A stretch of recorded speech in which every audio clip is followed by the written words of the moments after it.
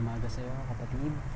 Ah, hindi aksidente na nandito ako ngayon, na nakikinig ka sa akin, kundi ito ay plinano ng Diyos upang marinig mo ang gusto niyang ipahayag para sa iyo, kapatid. So, bago ang lahat, kapatid, maaari ba kitang maimbitahan sa ating panalangin? Sige, tayo ay tumungo. Yes, Father God in heaven, maraming salamat po sa umagang ito, Lord, na binigay mo para sa amin, Lord, upang maibahagi, Lord, ang gusto mong sabihin para sa amin, Lord. Maraming salamat, Lord, sa iyong banal na salita, Lord God, na aming pagbubulay-bulayan ngayon, Lord God. Ganun din, Lord, pinagpapasalamat din namin, Lord, ang aming kaligtasan, Lord, na ibinibigay mo sa amin, Lord God, sa araw-araw, Lord. Maraming salamat din, Lord, sa kapatawaran sa aming mga kasalanan, Lord God, na hinihingi rin namin, Lord, ng tawad, Lord God. Maraming salamat, Lord, gabayan at ingatan mo kami, Lord God, sa lahat po ng aming desisyon sa buhay, sa lahat po ng aming gagawin, Lord. Ito po ang aming dalangin sa pangalan ni Jesus. Amen. Yan. So, good morning, everyone. My name is Carl Anthony Andok from JSWCF Park Place Village, Anabuan, Imus, Cavite. Amen. So, ang topic po natin ngayong umaga is be an agent of change. Ikaw ba, kapatid, naniniwala ka ba na pinili ka ng Diyos para sa pagbabago? Amen. Dapat kiniklaim natin yan na tayo ay pinili ng Diyos pagdating sa pagbabago. Kasi, kapatid, alam mo, ang pagbabago, ito ay nagsisimula sa isang tao na willing talagang gawin yung ginagawa niya, lalo na kung is yung ginagawa niya is yung pagbabago na gusto niyang mangyari sa kanyang sarili. Amen. So, sabi sa Romans chapter 12 verse 1 and 2, Romans 12 1 and 2. Kaya nga, mga kapatid, alang-ala sa masaganang habag ng Diyos sa atin, ako'y nakikiusap sa inyo na ialay ninyo ang inyong sarili bilang isang handog na buhay, banal at kalugod-lugod sa Diyos. Ito ang karapat-dapat na pagsamba ninyo sa Diyos. Huwag kayong makiayon sa takbo ng mundong ito. Sa halip, hayaan ninyong baguhin ng Diyos ang inyong pag-iisip upang maunawaan ninyo ang kanyang kalooban. Sa gayon, magagawa ninyo kung ano ang mabuti at kalugod-lugod at ganap na kalooban ng Diyos. Amen. So, sinasabi nga dito na ialay daw pala natin yung buhay natin para kanino? Walang iba kundi para sa Diyos. Amen. Bakit kaya? Siyempre, kasi alam naman natin lahat ng meron dito sa mundo is galing sa Kanya. Amen po ba yun? So, wala tayong karapatan na hindi ibalik sa Kanya lahat ng meron tayo ngayon. Diba? Wala tayong karapatan na hindi magbigay ng papuri para sa Kanya. Sinabi niya din dito sa Kanyang salita na huwag daw tayo makiayon sa takbo ng mundo ngayon. Diba? Kung ano man yung nangyayari sa mundo natin ngayon, kung ano man yung nangyayari sa buhay mo ngayon, kapatid, inalaw ng Diyos yan, pero hindi para mahirapan ka, hindi para kundi para mas maging matatag ka pa, kapatid. Naniniwala ba tayo na tayo ay pinili ng Diyos para sa pagbabago? Amen. Yan.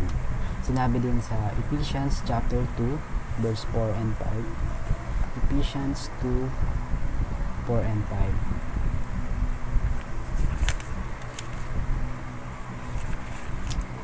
5. Yan. Sabi dito, subalit napakasagana ng habag ng Diyos at napakadakila ng pag-ibig niya sa atin. Amen. Tayo'y binuhay niya kasama ni Kristo noong tayo'y mga patay pa dahil sa ating pagsuway. Naligtas nga kayo dahil sa kanyang kagandahang loob. Amen. So, kung iisipin natin, grabe pala yung sakripisyo ng Diyos. Grabe yung habag niya para sa atin. At mas lalong grabe yung pagmamahal niya para sa atin, kapatid. Isipin mo, kapatid, nagsakripisyo siya para sa iyo, para sa akin, para sa ating lahat. Tigis na lahat para sa kasalanan nating lahat, kapatid.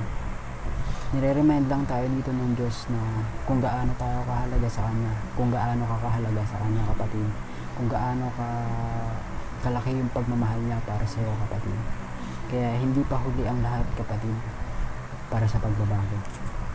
Amen. So, yun nga, His mercy on us, He is merciful God. So, sinasabi dito na dedicate your life to God in service in view of God's mercy. Amen. Kanino ba dapat natin i-dedicate yung sarili natin? Kanino ba natin dapat ialay yung sarili natin, yung buhay natin? Walang iba, kapatid, kundi sa Diyos lang. Sa Diyos lang na buhay. Sa nag-iisang Diyos lang na tagapagligtas natin. Sa Kanya lang at wala nang iba, kapatid. So, He saved us. Offer our life to God because God only can change us. God only can change our life. So, ngayon, kapatid, hindi aksidente na naririnig mo to, dahil, kapatid, kung hindi mo pa to alam, pinagpala ka ng Diyos na maririnig mo to ngayon. Dahil, kapatid, kung hindi mo alam na kung sa kalangitan ay Diyos ang naghahari, dito naman sa mundo ay si Satan ang naghahari, kapatid. Ngayon, kapatid, ang tanong ko sa iyo, papayag ka ba na si Satan ang maghari sa buhay mo o ang Diyos? Yan ang tanong ko sa iyo, kapatid. Pero, kapatid, sinasabi ka ng Diyos na hindi pa huli ang lahat upang magbago, kapatid, upang sumunod sa Kanya, kapatid. Meron pang pagkakataon, kapatid, para magbalik loob ka sa Kanya. Yan, amen. Sabi naman sa Romans chapter 5 verse 1. Romans chapter 5 verse 1. Yan, sapagkat napawalang sala na tayo sa pamamagitan ng ating pananampalataya, mayroon na tayong mapayapang ugnayan sa Diyos sa pamamagitan ng ating Panginoong Hesukristo. Amen. So, ang tindi, no? Ano yung sinasabi ng Diyos? Ano yung gusto niya lang na ibigay natin sa Kanya? Diba, sumunod lang tayo sa Kanya. Diba, sabi nga dito, sa pamamagitan ng ating mayroon na tayong mapayapang ugnayan sa Diyos sa pamamagitan ng ating Panginoong Hesukristo. So, paano nangyari yun? Diba? Kung itutuon natin yung buhay natin, kung i-offer natin yung sarili natin para sa Kanya, meron na daw pala tayong kapayapaan. Amen? So, paano mangyayari yun? Siyempre, sa pamamagitan ng pagsunod natin sa Kanya. Amen? Sa pamamagitan ng pag-offer ng buhay natin sa Kanya. Amen? So, sabi naman sa Romans chapter 8 verse 1 and 15. Romans chapter 8 verse 1. Yan. Kaya nga, wala nang kahatulang parusa sa mga taong nakipag-isa na kay Kristo Jesus. Amen. So, wala na daw palang kaparusahan. Kung ikaw, kapatid, kung ako, kapatid, kung tayo, kapatid, ay may kipag-isa kay Jesus Kristo. Paano mangyayari yun, kapatid? Pwede ka bang maipag-isa na napipilitan ka lang? Siyempre, kapatid, hindi pwede yun. Kailangan, kung may kipag-isa ka man sa Panginoon natin, sa Panginoon Jesus Kristo, kailangan nasa puso mo yun.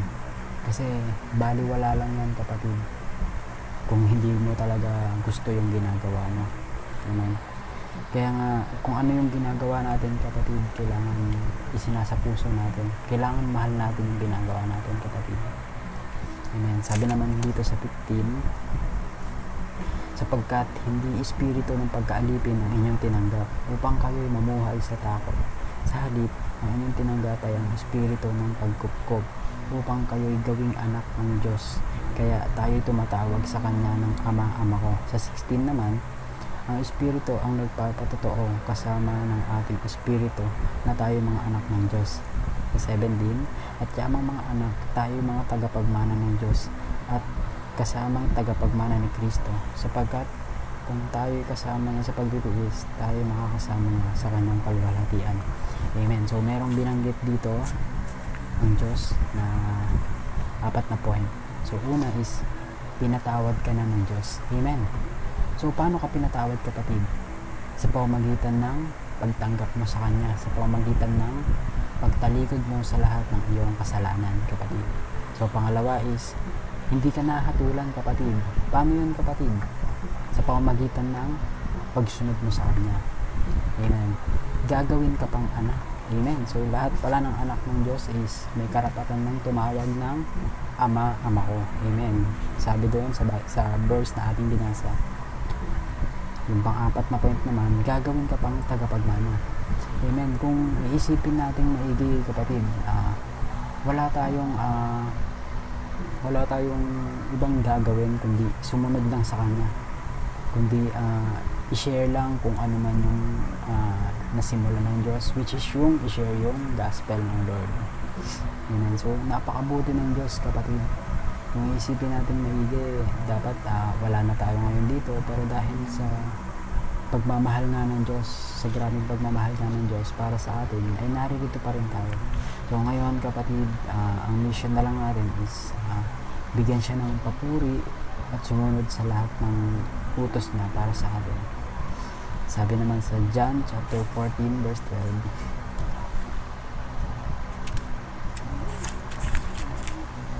John chapter 14 verse 12.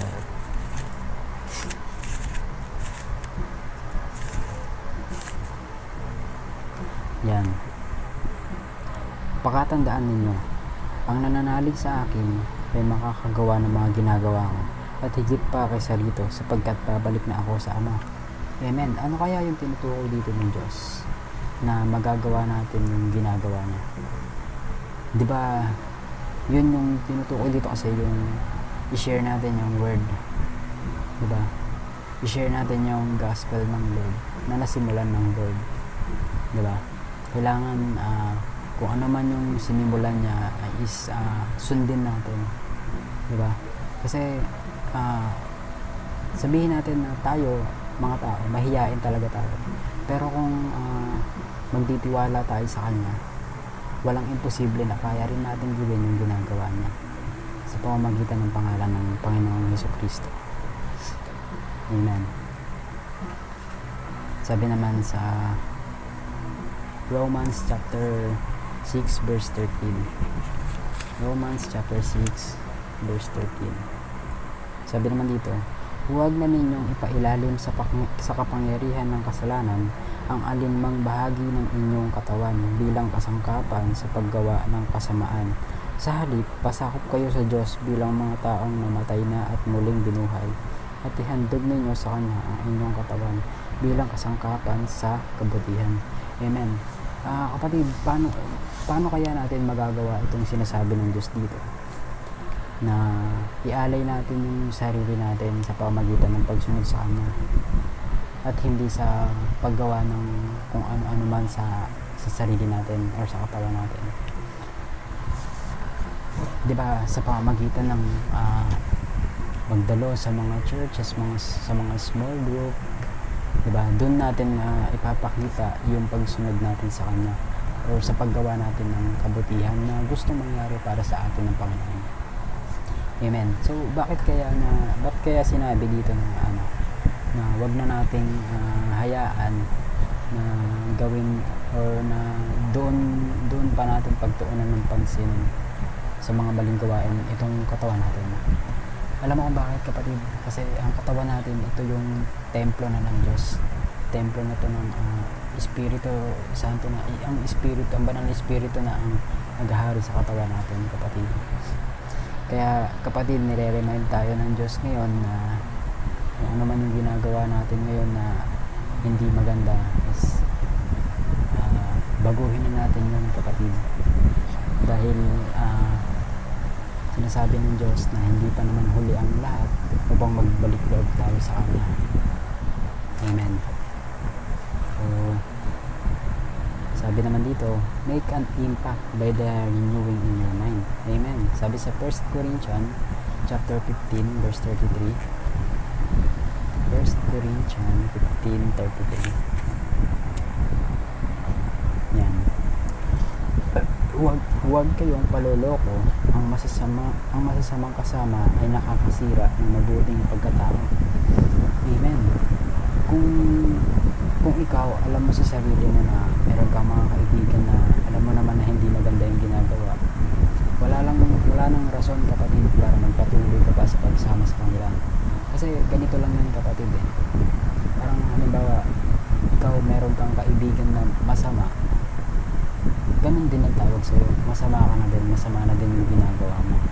Diba? Kung ikaw naman ay sasama sa mga mabubuting gawa ng mga kaibigan mo, gano'n na din yung mga itatawag sa'yo na mabuti na din yung nakikita sa buhay. Diba? So simple lang yan kapatid. Pero nire-remind nga tayo ng Diyos dito na kailangan umiwas tayo sa mga maling gawain na meron dito sa mundo. Kasi kapatid, alam mo, habang nandito tayo sa mundo, patuloy pa rin tayo makakagawa ng kasalanan. Kasi si Satan yung naghahari dito sa mundo. Diba? Papayag ka ba kapatid na pagharian ka ni Satan sa buhay mo? Siyempre, di ba hindi? Siyempre, kung saan yung mas mabuti, mas makakabuti para sa iyo, yun ka sama. Which is tama naman sa pag-iisip ng tao yun. Amen. So, kung gusto mong magbago, baguhin mo ang iyong pag-iisip. So, paano mo kaya mababago yung pag-iisip mo kung alam mo naman sa sarili mo na nahihirapan ka? Isa lang ang sagot dyan kapatid. Manalangin ka. Dalangin mo sa Diyos yung gusto mong mangyari sa buhay mo. Kung halimbawa gusto mong baguhin yung sarili mo na, Lord, diba, gusto kong mabago yung pag-iisip ko. Gusto kong alisin sa sarili ko yung ganitong pananaw ko sa buhay. Kung halimbawa dati ikaw mapagmataas ka, o kung halimbawa panghusga ka gamit yung isip mo, idalangin mo lahat sa Panginoon kapatid. Dahil sinabi nga na sa kanyang salita na siya ay mahabagin at ganun din yung pagmamahal niya para sa atin. Kaya walang imposible kapatid, basta maniwala ka lang sa kanya at magtiwala ka na kaya niyang gawin kung ano man yung inihingi mo sa kanya. Basta bukal sa puso mo ang paghingi mo sa kanya. Usually kasi sa ating mga tao, tumatawag lang tayo kapag meron tayong kailangan, diba? Pero kapatid, sasabihin ko sa'yo na mali yung ganung pananaw pagdating sa pagtawag natin sa Diyos. Kasi hindi dapat ganun kailangan pag tumatawag tayo sa Diyos. Kailangan araw-araw natin siyang tinatawag, araw-araw natin siyang binibigyan ng papuri, araw-araw natin siyang kailangan bigyan ng ng papuri para sa kanya. Kasi alam mo kung bakit kapatid? Kung halimbawa sa isang relasyon, meron kayong, di ba, merong connection pagdating sa isang relasyon. Di ba sa pamilya nyo, sa pamilya mo, di ba meron kayong connection? Di ba? Hindi naman matatawag na isang pamilya kung walang connection. Di ba? Ganun din pagdating sa Lord. Hindi matatawag na isang relationship kung walang connection. Di ba? Sa pamamagitan ng prayer, yung connection mo para kay Lord. Amen. Kaya nire-remind tayo dito na hindi pa huli ang lahat upang magbalik loob tayo para sa Kanya, kapatid. Naniniwala ka ba kapatid na pinili ka niya para sa pagbabago? Amen. Amen. And sabi naman dito, kung gusto mo magbago, baguhin mo ang iyong pag-iisip. Change the way you think, kapatid. Kung dati alam mo sa sarili mo na ganun ka mag-isip, na mapanghusga ka, kung ano man yung alam mo namang hindi maganda, kaya mong baguhin yan kapatid. Basta idulog mo lang yan sa Panginoon kapatid. Dahil mahabagin ang Diyos. Kung ano man yung hingin mo sa Kanya na bukal sa puso mo, ay ibibigay niya. Basta magtiwala at maniwala ka lang. Amen. Sabi sa Joshua 1:8, meditate God's Word. Amen. So, sinabi nga dito na meditate the Word day and night. So, hindi lang sa araw, hindi lang din daw sa gabi, hindi lang din daw sa gabi, kundi araw-araw. Amen. So, yun na, maraming salamat po sa inyong lahat. Maraming salamat kapatid sa pagbibigay mo ng oras sa kahit ganitong oras ay imbes na meron kang ginagawa, ay nandyan ka upang makinig ng salita ng Diyos, upang makinig ng gusto niyang ipahayag para sa kapatid. Tandaan mo kapatid, sinabi ng Diyos, remind tayo ng Diyos ngayon na hindi pa huli ang lahat kapatid, upang magbalik loob ka sa Kanya kapatid. Kung ano man yung ginagawa mo noon na alam mo namang hindi ka nilulugod ng Panginoon, talikuran mo na yan kapatid. Magbalik loob ka sa Kanya kapatid. Sige kapatid, Maaari bang samahan mo ulit ako manalangin? Sige. Yes, Father God, maraming salamat po sa umagang ito, Lord, na kahit sa konting oras na ibinigay mo sa amin, Lord, ay napag-aralan namin, Lord, ang iyong banal na salita, Lord. Maraming salamat, Lord, sa salita, Lord, na ipinahiwatig mo sa amin, Lord God. Maraming salamat, Lord, dahil alam namin, Lord, na kung ano man yung kagustuhan mo ay yun ang ikagaganda ng aming buhay, Lord God. Maraming salamat, Lord, sa protection, Lord God. At naniniwala kami, Lord God, na soon, Lord God, in Jesus' name, matatapos ditong COVID-19 ito, Lord God. Maraming salamat, Lord, sa pagbabay, Lord, sa aming pamilya, Lord God, sa pag-iwas sa kapahamakan, Lord God. Ito po ang aming dalangin sa pangalan ni Jesus. Amen. Muli, kapatid, maraming salamat sa paglaan ng oras. Lagi mo lang tatandaan, kapatid, na kasama mo ang Diyos saan ka man tumaruan. Magtiwala ka lang sa Kanya, Lord. Magtiwala ka lang sa Kanya, kapatid, at maniwala.